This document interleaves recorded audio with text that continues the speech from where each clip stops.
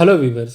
தமிழ்நாடு கிராம ஊராட்சி செயலாளர் 2025க்கு 1483 பணியிடங்களுக்கு 37 மாவட்டங்கள் வாரியாக பார்த்தீங்கன்னா அறிவிப்பு அப்படிங்கிறத வெளியிட்டிருக்காங்க. ஸோ டிஎன்ஆர்டி வெப்சைட் போனீங்க அப்படின்னா எந்தெந்த டிஸ்ட்ரிக்ட் எவ்வளோ வேகன்சி இருக்குது அண்ட் எந்தெந்த ஊராட்சி ஒன்றியங்களில் பார்த்தீங்கன்னா அந்த பணியிடங்களுக்கு உண்டான அந்த அறிவிப்பு வெளியிட்டிருக்காங்க அப்படிங்கிறத பார்த்து நீங்கள் அப்ளை பண்ணுறதுக்கு பார்த்தீங்கன்னா நவம்பர் 9 வரைக்கும் லாஸ்ட் டேட் இருக்குது. அந்த நவம்பர் 9க்கு அப்புறமா பார்த்தீங்கன்னா மாவட்ட ஆட்சியர் தலைமையில் அமைக்கக்கூடிய அந்த குழுவானது உங்களோட ஆவணங்களை பார்த்தீங்கன்னா சரிபார்த்து நீங்கள் அளிக்கக்கூடிய அந்த அப்ளிகேஷன் ஃபார்மை சரிபார்த்து யார் யார் பார்த்தீங்கன்னா அவங்க நேர்காணலுக்கு கூப்பிட நினைக்கிறாங்களோ அவங்களுக்கு ஃபில்ட்ரு பண்ணி அவங்களுக்கு அந்த அழைப்பாணை அப்படிங்கிறது விடுக்கப்பட்டு டிசம்பர் 4லேருந்து 12 வரைக்கும் பார்த்தீங்கன்னா அவங்களுக்கு நேர்காணல் அப்படிங்கிறது நடக்க இருக்குது. ஸோ அந்த நேர்காணல் எப்படி நடக்கும், அந்த நேர்காணலுக்கு பார்த்தீங்கன்னா எப்படி ப்ரிப்பேர் ஆகணும் அண்ட் இது 10th மார்க் பேசிஸில் எடுப்பாங்களா, இல்லை டிகிரி முடிச்சிருந்தா டிகிரி முடிச்சிருக்காங்களேன்னு சொல்லிட்டு ப்ரிஃபரன்ஸில் எடுப்பாங்களா, இல்லை டிகிரியும் தாண்டி அவங்களுக்கு ஒர்க் எக்ஸ்பீரியன்ஸ் இருந்தால் அது மூலயமா எடுப்பாங்களா, இல்லை அந்த லோக்கல் அந்த ஊராட்சிக்குள்ளே வசித்தாலே போதுமா, அது சம்மந்தப்பட்ட ஒரு முக்கியமான அப்டேட் தான் நம்ம இந்த வீடியோவில் பார்க்க போகிறோம். ஸோ இப்போ தான் ஃபஸ்ட்டு டைம் நம்மளோட சேனலில் கிராம ஊராட்சி செயலாளர் சம்மந்தப்பட்ட அப்டேட் பார்க்குறீங்க அப்படின்னா கண்டிப்பாக நம்மளோட சேனலை சப்ஸ்கிரைப் பண்ணிக்கோங்க. அந்த வீடியோவை ஃபுல்லாக ஸ்கிப் பண்ணாமல் பாருங்கள்.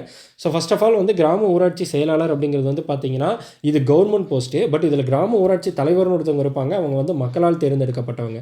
ஸோ அந்த கிராம ஊராட்சிக்குன்னு சொல்லிட்டு கவுன்சிலர்கள் இருப்பாங்க. ஸோ அந்த கவுன்சிலர்களுக்கெல்லாம் ஹெட் பார்த்தீங்கன்னா கிராம ஊராட்சி தலைவர். ஸோ அந்த ஊராட்சி தலைவர் கீழே அந்த ஊராட்சி செயலாளர் கவர்மெண்ட் தரப்புலேருந்து பார்த்தீங்கன்னா இருக்கக்கூடியவங்களாக நீங்கள் இருப்பீங்க. நீங்கள் மாவட்ட அந்த ஆட்சியரோட கண்ட்ரோலில் பார்த்தீங்கன்னா நீங்கள் இருப்பீங்க. ஓகேங்களா. ஸோ மாவட்ட ஆட்சியர் கண்ட்ரோலுக்கு கீழே தான் உங்களோடது வரும். ஸோ இதில் பார்த்தீங்கன்னா முக்கியமான பொறுப்புகள் என்னங்கிறதெல்லாம் நம்ம ஆல்ரெடி நிறையா வீடியோஸில் பார்த்துருக்கோம். பட் இங்கே ப்ரீஃபாக இன்டர்வியூக்கு நீங்கள் ஈஸியாக ப்ரிப்பேர் ஆகிற விதமாக கிராம சபை கூட்டம் அப்படிங்கிறத கிராம ஊராட்சி செயலாளராக இருக்கட்டும், கிராம ஊராட்சி தலைவராக இருக்கட்டும் மிக முக்கியமான ஒரு விஷயமா இருக்கும். So first of all what is gram sabha கூட்டம், அந்த கிராம சபை கூட்டம்னால எப்போ ஸ்டார்ட் ஆச்சு அண்ட் இது பார்த்தீங்கன்னா எந்தெந்த டைமில் நடக்கும், இதோட யூசேஜ் என்ன அப்படிங்கிறது ஃபுல்லாக பார்த்துடலாம் ஃபஸ்ட்டு. ஸோ கிராம சபை கூட்டம் என்றால் என்ன? கிராம சபை கூட்டம் என்பது ஒரு கிராம ஊராட்சியில் உள்ள வாக்காளர்கள் அனைவரையும் உள்ளடக்கிய ஒரு அமைப்பு. இது உள்ளாட்சி நிர்வாகத்தின் மிக அடிப்படையான மற்றும் மக்களாட்சி ஜனநாயகம் கொள்கையை நேரடியாக செயல்படுத்துவதற்கான ஒரு தளமாகும். கிராம ஊராட்சி மன்ற தலைவர் இந்த கூட்டத்தை கூட்டுவார். கிராம ஊராட்சி மன்ற கூட்டத் தலைவர் தான் இதுக்கு தலைமை தாங்குவார். ஆனால் இதோட ஏற்பாடெல்லாம் செய்கிறது யாருன்னு கேட்டிங்கன்னா கிராம ஊராட்சி செயலாளர் நீங்கள் தான். அது எப்போது இருந்து தமிழ்நாட்டில் ஆரம்பித்தது? தமிழ்நாட்டில் கிராம சபை கூட்டங்கள் நடத்துவதற்கான விதிகள் 1994ஆம் ஆண்டின் தமிழ்நாடு ஊராட்சிகள் சட்டம் மற்றும் 1998ஆம் ஆண்டின் விதிகளின் அடிப்படையில் உள்ளன. அரசாணை எண் 245 ஊரக வளர்ச்சி துறை நாள் 19/11/1998 படி. ஓகேங்களா. அண்டு வருடத்தில் எத்தனை நாட்கள் நடக்கும்? ஆரம்பத்தில் தமிழ்நாட்டில் ஒவ்வொரு ஆண்டும் 4 முறை கிராம சபை கூட்டங்கள் நடத்தப்பட்டு வந்தன. அவை குடியரசு தினம் ஜனவரி 26, உழைப்பாளர் தினம் மே 1, சுதந்திர தினம் August 15, Gandhi Jayanti October 2. So இந்த 4 நாட்கள். அடுத்து 2022ஆம் ஆண்டு முதல் தமிழக முதல்வர் மு.க. ஸ்டாலின் அவர்களின் அறிவிப்புக்கு பிறகு வருடத்திற்கு 6 முறை கிராம சபை கூட்டங்கள் நடத்தப்படும் என்ற ஆணை பிறப்பிக்கப்பட்டது.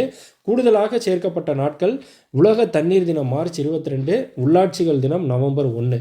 எனவே தற்போது ஒரு வருடத்திற்கு மொத்தம் 6 நாட்கள் கிராம சபை கூட்டங்கள் கட்டாயமாக நடத்தப்படுகின்றன.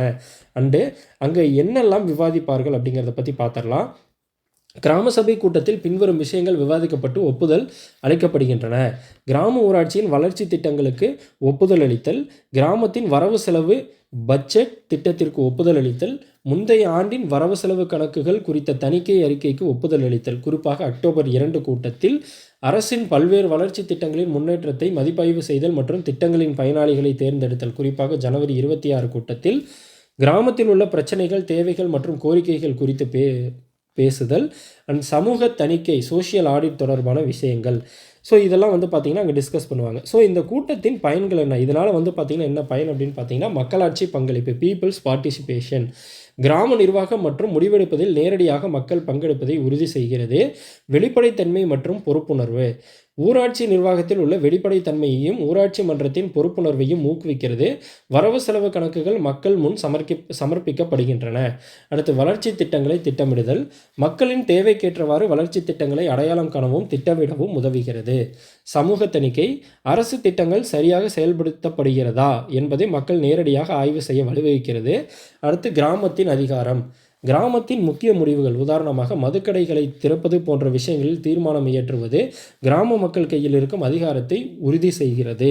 ஸோ இதெல்லாம் தான் வந்து பார்த்திங்கன்னா இந்த கூட்டத்தினால் ஏற்படக்கூடிய பயன்கள். ஸோ இதுதான் வந்து பார்த்திங்கன்னா கிராம சபை கூட்டம். அது எப்பப்போ நடக்கும், எப்போ இருந்து ஸ்டார்ட் ஆச்சு, அங்கே என்னென்ன டிஸ்கஸ் பண்ணுவாங்க, அந்த கூட்டத்தில் டிஸ்கஸ் பண்ணுறதுனால வந்து ஏற்படக்கூடிய பயன்கள் பற்றி வந்து பார்த்திங்கன்னா பார்த்தோம்.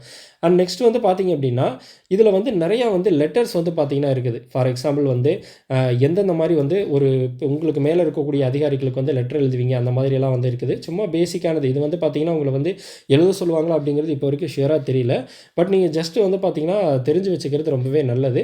ஸோ இலவச வீட்டுமனை பட்டா கோரி வட்டாட்சியருக்கு கடிதம் எழுதுறது, அதுக்கப்புறம் வந்து பார்த்திங்கன்னா ஒரு ஜாதி சான்றிதழ் கேட்டு கிராம நிர்வாக அலுவலருக்கு கடிதம் எழுதுறது, அதுக்கப்புறம் வந்து பார்த்திங்கன்னா குடிநீர் பிரச்சனை சார்பாக வந்து யாராவது கடிதம் எழுதுனாங்கன்னா அது எப்படி இருக்கும், அதுக்கப்புறம் வந்து ஊதிய உயர்வு வேணும்னு சொல்லிட்டு நீங்கள் ஒரு கலெக்டருக்கு லெட்டர் எழுதுனா எப்படி எழுதுவீங்க, அண்ட் வட்டார வளர்ச்சி அலுவலருக்கு வந்து நீங்கள் வந்து உங்களுக்கு ஒரு லீவ் லெட்டர் வேணும்னு கேட்டால் வந்து நீங்கள் எப்படி எழுதுவீங்க, அது சம்மந்தமாலாம் வந்து பார்த்திங்கன்னா நல்லா ப்ரிப்பேர் பண்ணிக்கோங்க. ஸோ இந்த மாதிரி தான் இருக்கணும். ஃபஸ்ட்டு வந்து ஒரு பெறுநர் அனுப்புனருங்கிறது வந்து இருக்கணும். ஸோ அனுப்புனர் யார், நீங்கள். பெறுநர் யாரும், நீங்கள் யாருக்கு லெட்டர் அனுப்புகிறீங்களோ அவங்க. அந்த சப்ஜெக்ட் எழுதணும். என்ன சப்ஜெக்ட், இப்போ வந்து நான் எனக்கு விடுமுறை வேண்டி விண்ணப்பம், இல்லை வந்து சொந்தமாக வீடு இல்லாத ஏழை மக்களுக்கு வந்து இலவச வீட்டுமனை பட்டா வழங்க கோரி விண்ணப்பம், ஜாதி சான்றிதழ் வேண்டி விண்ணப்பம், பிறப்புச் சான்றிதழ் வேண்டி விண்ணப்பம், இருப்பிடச் சான்றிதழ் வேண்டி விண்ணப்பம், இந்த மாதிரி வந்து என்னென்ன விண்ணப்பம் இருக்கோ அதெல்லாம் எழுதுறதுக்கு சப்ஜெக்ட் வந்து எழுதணும். அதுக்கடுத்து உங்களோட கண்டென்ட் என்னவோ அதை எழுதணும். வணக்கம், நான் இந்த கிராமத்தில் வசிக்கிறேன், எனக்கு வந்து பார்த்தீங்கன்னா கூலி வேலை செய்பவன், எனக்கு சொந்தமாக குடியிருக்க இடம் இல்லை, எனது குடும்பத்தின் ஏழ்மையை கருத்தில் கொண்டு எனக்கு உடனடியாக ஒரு வீட்டுமனை பட்டா வழங்க ஆவணம் செய்யுமாறு தாழ்மையுடன் கேட்டுக்கொள். இந்த மாதிரி வந்து பார்த்திங்கன்னா ஒரு கண்டென்ட் எழுதணும். அடுத்து இப்படிக்கு தங்கள் உண்மையில்னு சொல்லிட்டு ரைட் சைடும், லெஃப்ட் சைடு வந்து இடம் நாள்னு போட்டு அந்த எந்த ஊர்லேருந்து அனுப்புகிறீங்க அண்ட் அந்த பர்டிகுலர் டேட்டு வந்து பார்த்திங்கன்னா மென்ஷன் பண்ணணும். ஸோ இந்த மாதிரி வந்து பார்த்திங்கன்னா தெரிஞ்சு வச்சுக்கோங்க. ஜஸ்ட் அவங்க வந்து உங்ககிட்ட கண்டென்ட் கேட்டால் கூட கேட்பாங்க. எழுதுனீங்கன்னா என்ன வந்து கண்டென்ட் எழுதுவீங்க, யாருக்கு எழுதுவீங்க, அந்த மாதிரிலாம் கேட்பாங்க. ஸோ இப்போ நீங்கள் வந்து ஒரு லீவ் லெட்டர் கேட்குறீங்க அப்படின்னா வட்டார வளர்ச்சி அலுவலருக்கு வந்து பார்த்திங்கன்னா நீங்கள் எழுதுவீங்க. ஸோ அதெல்லாம் வந்து தெரிஞ்சு வச்சுக்கோங்க. ஓகேங்களா? ஸோ இந்த வீடியோ உங்களுக்கு ரொம்ப யூஸ்ஃபுல்லாக இருந்திருக்குன்னு நினைக்கிறேன். இதே மாதிரி தினசரி கிராம ஊராட்சி செயலாளருக்கு உண்டான அந்த தினசரி இன்டர்வியூ கொஸ்டின்ஸ் அண்ட் அது சம்மந்தப்பட்ட முக்கியமான அப்டேட் எப்படி வந்து ஃபில்டர் பண்ணுவாங்க, அது சம்மந்த அப்டேட்லாம் நம்மளோட அப்கமிங் வீடியோஸில் பார்ப்போம். ஸோ இந்த வீடியோ பிடிச்சிருந்தா உங்களோட ஃப்ரெண்ட்ஸ்க்கு ஷேர் பண்ணுங்கள். நம்மளோட சேனலை கண்டிப்பாக சப்ஸ்கிரைப் பண்ணுங்கள்.